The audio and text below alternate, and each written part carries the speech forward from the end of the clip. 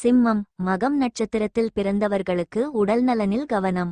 ஞான மோட்ச காரகனான கேது பகவான் ஆத்ம காரகனான சூரியனின் அம்சத்தில் பிறந்த உங்களுக்கு டிச.20 2023 முதல் ராசிக்கு 7ஆம் இடமான களத்திரஸ்தானத்தில் கண்டகச் சனியாக சஞ்சரிக்கப் போகிறார் சனி பகவான். உங்கள் ராசிநாதனுக்கு சனி பகையானவர் என்றாலும் 6ஆம் வீட்டில் அவர் சஞ்சரித்தபோது அபரிமிதமான நட்பலன்களை வழங்கி வந்தார். ஒவ்வொரு கிரகமும் அவர்கள் சஞ்சரிக்கும் இடத்திற்குரிய பலன் தரக்கூடியவர்கள் என்றாலும் சனி அவரவரின் கர்ம வினைக்கேற்ப பலன் தரக்கூடியவர். 7ஆம் வீடான சப்தம ஸ்தானத்தில் சஞ்சரிக்கும் காலத்தில் குடும்பத்தில் பல பிரச்சனைகளை உருவாக்குவார். அலைச்சலை அதிகரிக்க வைப்பார். இருக்கும் இடத்தை விட்டு வெளியூர் சென்று வசிக்க வைப்பார். வேண்டாத நண்பர்களால் சங்கடங்களை உருவாக்குவார். கூட்டுத் தொழிலில் நெருக்கடி அதிகரிக்கும்.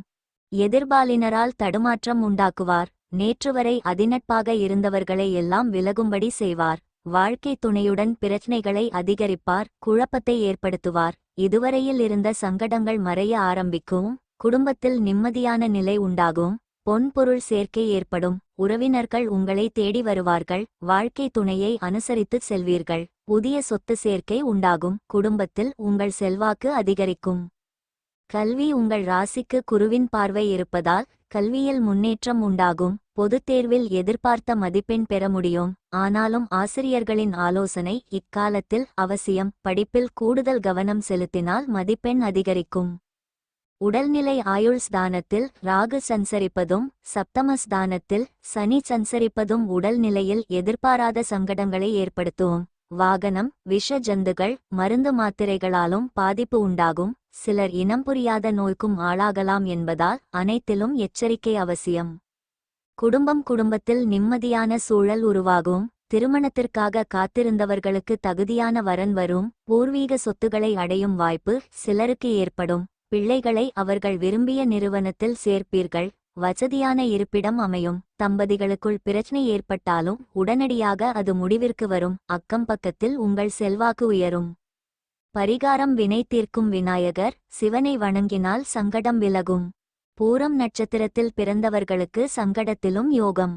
களத்திரக்காரகன் என்று கூறப்படும் சுக்கிர பகவான் ஆத்மகாரகனான சூரியனின் அம்சத்தில் பிறந்த உங்களுக்கு டிச.20 2023 முதல் உங்கள் ராசிக்கு 7ஆம் இடத்தில் கண்டகச் சனியாக சஞ்சரிக்கப் போகிறார் சனி பகவான். உங்கள் ராசிநாதனுக்கு சனி பகவான் பகையானவர் என்றாலும் உங்கள் நட்சத்திர நாதன் சுக்கிரனுக்கு சனி நட்பானவர். கோச்சார ரீதியாக கிரகங்கள் சஞ்சரிக்கும் போது அவர்கள் எந்த இடத்தில சஞ்சரிக்கிறார்களோ அந்த இடத்திற்கேற்ப பலன் வழங்கிடக்கூடியவர்களாகிறார்கள். இதில் சனி ஒவ்வொருவரின் கர்ம வினைக்கேற்ப பலன்களை அளந்து வழங்கிடக்கூடியவர். சனி 7ஆம் இடத்தில் சஞ்சரிக்கும் போது பிரச்சனை கருத்து வேறுபாடு அலைச்சல் அதிகரிப்பு தீயோர் சேர்க்கை அவப்பெயருக்கு ஆளாகுதல் வாழ்க்கை துணையின் உடல்நிலை பாதிப்பு வாழ்க்கை துணையிடமிருந்தும் பிள்ளைகளிடமிருந்தும் தனித்து வாழும் சூழல் எதிர்பாலினரால் அலைச்சல் பாதிப்பு விரயம் உண்டாகும் என்பது ஜோதிட விதி. இருந்தாலும் ஒருவரின் சுய ஜாதகத்தில் அமைந்துள்ள கிரக அமைப்பு திசா புத்திக்கேற்ப இதில் மாறுதல் ஏற்படும். தொழிலில் சில சங்கடங்கள் ஏற்படும். கூட்டுத் தொழில் இக்காலத்தில் பிரச்சனைகளில் முடியும். புதிய முதலீடுகள் எதிர்பார்த்த லாபத்தை ஏற்படுத்தாமல் போகும். சினிமா சின்னத்திரை பேன்சி ஸ்டோர்ஸ் ஜவுளி கவரிங் நகை வாகன வியாபாரங்களில் லாபம் அதிகரிக்கும்.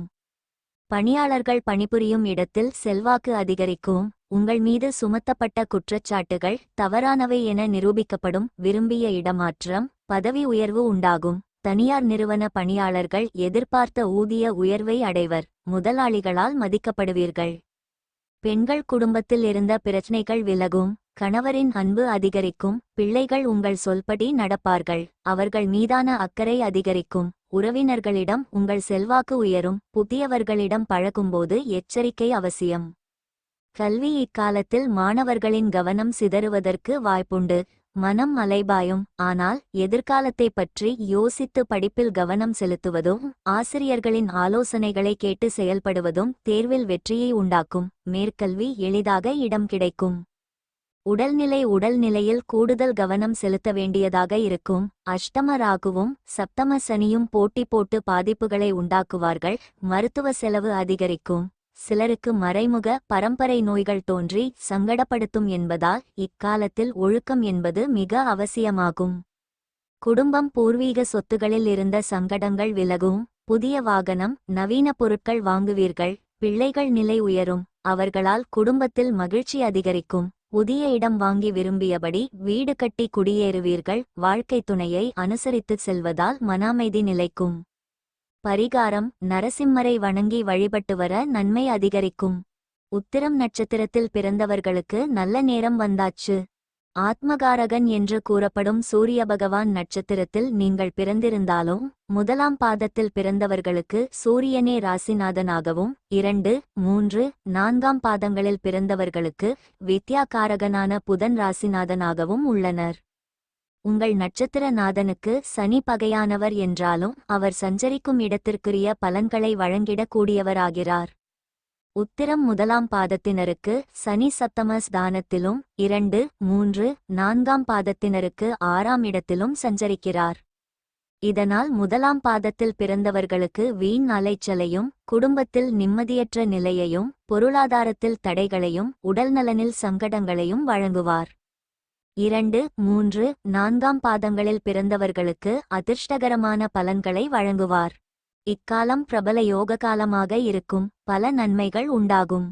பணப்புழக்கம் அதிகரிக்கும். எடுத்த காரியங்களில் வெற்றி ஏற்படும். ஆரோக்கியம் அதிகரிக்கும். எதிர்ப்பு இல்லாமல் போகும். எதிரிகளை அடக்கி வெற்றி பெற முடியும். அபார ஆற்றல் உண்டாகும். பணியாளர்களுக்கு இதுவரை இருந்த சங்கடங்கள் விலகும். உங்கள் திறமை இனி மதிக்கப்படும்.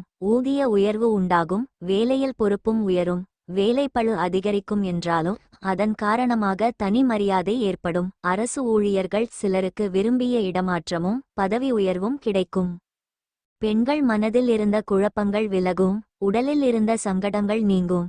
உறவினர்கள் மதிக்கும் நிலை உண்டாகும். பகைவர்களும் உங்களை தேடி வருவார்கள். நீங்கள் மேற்கொள்ளும் முயற்சிகள் யாவும் வெற்றியாகும். இக்காலத்தில் மனதில் வேறு சிந்தனைகள் வேண்டாம். கல்வி படிப்பில் கவனம் அதிகரிக்கும். ஆசிரியர்கள் ஆலோசனையால் எதிர்பார்த்த மதிப்பெண் கிடைக்கும். மருத்துவம் பொருளியல் துறை மாணவர்கள் வளர்ச்சி காண்பர். எதிர்பார்ப்பு நிறைவேறும். சிலருக்கு வெளிநாட்டிற்கு சென்று கல்வி பயில வாய்ப்பு உண்டாகும். உடல்நிலை இதுவரை இருந்த சங்கடங்கள் விலக ஆரம்பிக்கும். தொற்று பரம்பரை நோய் போன்றவற்றால் அவதிப்பட்டு வந்த நிலை மாறும். இதுவரை சிகிச்சை பெற்று வந்தவர்கள் இனி நோயின் தன்மையறிந்து சிகிச்சை பெற்று குணமடைவர். குடும்பம் தொடர்ந்து வந்த நெருக்கடியிலிருந்து மீள்வீர்கள். குடும்பத்தில் இருந்த சங்கடங்கள் விலகும். தம்பதிகளிடையே ஒற்றுமை அதிகரிக்கும். புதிய சொத்து சேர்க்கை உண்டாகும். இழுபறியாக இருந்த சொத்து விவகாரம் முடிவிற்கு வரும். பணத்தட்டுப்பாடு விலகும். பரிகாரம் சனீஸ்வரருக்கு நல்லெண்ணெய் தானம் செய்து தீபமேற்ற நன்மை அதிகரிக்கும். மார்ச் 1 சிம்ம ராசியில் சுக்கிரன் மேஷ ராசியில் தலைகீழாக மாறுகிறார். எனவே நீங்கள் வாழ்க்கையில் உண்மையில் என்ன விரும்புகிறீர்கள் என்பதை பற்றி சிந்திக்க வேண்டிய நேரம் இது. உங்கள் கனவுகளும் ஆசைகளும் மாறியிருக்கலாம். அது பரவாயில்லை. தொடர்பாளர் புதன் மேஷ ராசிக்கு 3இல் நுழைகிறார். இதனால் புதிய அறிவு புதிய யோசனைகள் மற்றும் பயணத்திற்கான தாகம் தூண்டப்படுகிறது. இது உற்சாக உணர்வை தரக்கூடும். வெவ்வேறு கண்ணோட்டங்களை ஆராய்வது எதிர்பாராத கதவுகளை திறக்கும். மார்ச் 13 அன்று கன்னி ராசியில் நிகழும் சந்திர கிரகணம் மனநிலையை மேம்படுத்துவதற்காக ஆடம்பரமாக விளையாடுவதற்கான தூண்டுதலை தூண்டுகிறது. சிறிது இன்பம் நல்லது என்றாலும் உண்மையான நிறைவு உள்ளிருந்து வருகிறது. அனுபவங்கள் ஞானம் மற்றும் வளர்ச்சியில் முதலீடு செய்யுங்கள். ஏனென்றால் அவைதான் நீண்ட காலத்திற்கு உங்கள் வாழ்க்கையை வளமாக்கும் உண்மையான ஆடம்பரங்கள். புதன் மேஷ ராசியில் 14ஆம் தேதி தனது பிற்போக்கு நிலையை தொடங்குவதால் பயணத் திட்டங்கள் மற்றும் பெரிய யோசனைகளை மீண்டும் ஒருமுறை பார்க்க வேண்டியிருக்கலாம். சூழ்நிலைகள் மாறக்கூடும். எனவே முன்பதிவு செய்வதையோ அல்லது உறுதிமொழி எடுப்பதையோ இப்போதே நிறுத்திக் கொள்ளுங்கள்.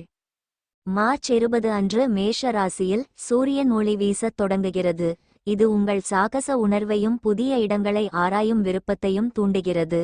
அப்படியிருந்தும் இப்போதைக்கு விஷயங்களை ஒவ்வொன்றாக எடுத்து வைக்கவும் மெதுவாகவும் உறுதியாகவும் செயல்படுவது பந்தயத்தில் வெற்றி பெறுகிறது. 27ஆம் தேதி சுக்கிரன் மீன ராசிக்கு மீண்டும் பின்னோக்கிச் செல்கிறார். ஒரு காலத்தில் தெளிவாக தெரிந்த ஒன்றின் மீது ஒரு முக்காடு போடுகிறார். உங்கள் உள்ளுணர்வை நம்புங்கள். ஆனால் அவசரப்பட்டு முடிவுகளை எடுக்காதீர்கள். ஏனென்றால் இப்போது மறைந்திருப்பது விரைவில் வெளிச்சத்திற்கு வரும். முன்னோக்கிச் செல்வதற்கான சிறந்த பாதை இன்னும் விரிவடைந்து கொண்டே இருக்கிறது. எனவே நெகிழ்வாக இருங்கள். மார்ச் 29 அன்று புதன் மீன ராசிக்கு மீண்டும் பயணிக்கும்போது நீண்ட காலமாக இழந்த ஒரு அன்பான நண்பர் மீண்டும் தோன்றக்கூடும். ஒரு உரையாடல், நினைவுகள், புதிய நுண்ணறிவுகள் அல்லது எதிர்பாராத வாய்ப்பை கூட எழுப்பக்கூடும். அன்று மேஷ ராசியில் நிகழும் சூரிய கிரகணம் ஒரு சக்தி வாய்ந்த புதிய தொடக்கத்தை குறிக்கிறது. நீங்கள் ஒரு புதிய அத்தியாயத்தில் அடியெடுத்து வைக்கிறீர்கள், எனவே அதை நம்பிக்கையுடன் ஏற்றுக்கொள்ளுங்கள். இறுதியாக, அமானுஷ்ய நெப்டியூன் 30ஆம் தேதி மேஷ ராசிக்குள் நுழைகிறது. எனவே உங்கள் மனம் ஆழமான அர்த்தத்திற்காக ஏங்குகிறது. புதிய தத்துவங்கள், ஆன்மீக நுண்ணறிவுகள் அல்லது வெவ்வேறு உலக கண்ணோட்டங்கள் வாழ்க்கையை பற்றிய உங்கள் பார்வையை விரிவுபடுத்த உங்களை ஊக்குவிக்கும். இது வளர்ச்சி, கண்டுபிடிப்பு மற்றும் துணிச்சலான புதிய சாகசங்களுக்கான நேரம். உலகம் காத்திருக்கிறது, எனவே சென்று அதை ஆராயுங்கள். சிம்ம வாசிக்காரர்களுக்கு மார்ச் மாத ராசி பலன் 2025 உங்களுக்கு ஓரளவு போராட்டம் நிறைந்ததாகவோ அல்லது சற்று பலவீனமாகவோ இருக்கலாம். உங்கள் தொழில் ஸ்தானத்தின் அதிபதி இந்த மாதம் 8ஆம் வீட்டில் உச்ச நிலையில் இருக்கிறார். இந்த மாதம் வெற்றி கிடைக்கும், ஆனால் இந்த நேரத்தில் நீங்கள் மிகவும் கடினமாக உழைக்க வேண்டியிருக்கும். வணிகம் தொடர்பான விஷயங்களை பற்றி பேசினால் இந்த மாதம் ரிஸ்க் எடுப்பதை தவிர்க்குமாறு அறிவுறுத்தப்படுகிறது. உங்களின் லாப வீடான புதன், வியாபார காரணமான புதன் 8ஆம் வீட்டில் பலவீனமான நிலையில் நீடிப்பார். உங்கள் 4ஆம் வீட்டிற்கு அதிபதியான செவ்வாய் இந்த மாதம் லாப வீட்டில் இருக்கிறார். இதன் விளைவாக கடினமாக உழைக்கும் மாணவர்கள் தொடர்ந்து நல்ல முடிவுகளை பெறுவார்கள். 5ஆம் வீட்டின் அதிபதியான குருவின் நிலை இந்த மாதம் வலுவாக இல்லை என்றாலும் தொழில் கல்வி கற்கும் மாணவர்களுக்கு அனுகூலமான பலன்களை தரவும். உங்கள் 2வது வீட்டின் அதிபதியான புதன் வலுவிழந்து இருப்பார். ஆனால் புதன் தனது சொந்த வீட்டை, அதாவது 2வது வீட்டை பார்ப்பார். குடும்ப விஷயங்களில் சில சண்டைகள் வரலாம், ஆனால் புதன் மற்றும் குருவின் சாதகமான அம்சங்கள் அந்த சண்டைகளை விரைவில் முடிக்க முயற்சிக்கும். இந்த மாதம் உங்கள் 5ஆம் வீட்டிற்கு அதிபதியான குருவின் நிலை வலுவாக இல்லை. இதன் காரணமாக வேலை பிசியாலோ அல்லது வேறு காரணங்களினாலோ சந்திக்கும் வாய்ப்புகள் குறைவு. இதன் காரணமாக உங்கள் காதல் துணை சிறிது கோபமாகவோ அல்லது வருத்தமாகவோ இருக்கலாம். இந்த மாதம் உங்கள் லாப வீட்டிற்கு அதிபதியான புதனின் நிலை சிறப்பாக இல்லை. அத்தகைய சூழ்நிலையில் வருமான ஓட்டத்தில் தொடர்ச்சியின்மை இருக்கலாம். இதேபோல் சிறிய நிறுவனங்களில் பணிபுரியும் பணியாளர்கள் தங்கள் சம்பளத்தை பெறுவதில் சிறிது தாமதத்தை சந்திக்க நேரிடும். மாதத்தின் தொடக்கம் முதல் மார்ச் 14 வரை உங்கள் லக்னம் அல்லது ராசியின் ஆட்சி கிரகமான சூரியன் 7ஆம் வீட்டில் இருக்கிறார். சூரியனின் நிலை இங்கு சிறப்பாக கருதப்படவில்லை. சூரியன் சனியுடன் இணைந்து இருப்பார். இந்த 2 காரணங்களாலும் உங்கள் ஆரோக்கியத்தில் சில ஏற்றத்தாழ்வுகளை நீங்கள் காணலாம். பரிகாரம்: இந்த மாதம் உப்பு குறைவாக சாப்பிடுங்கள். ஞாயிற்றுக்கிழமைகளில் உப்பு சாப்பிட வேண்டாம்.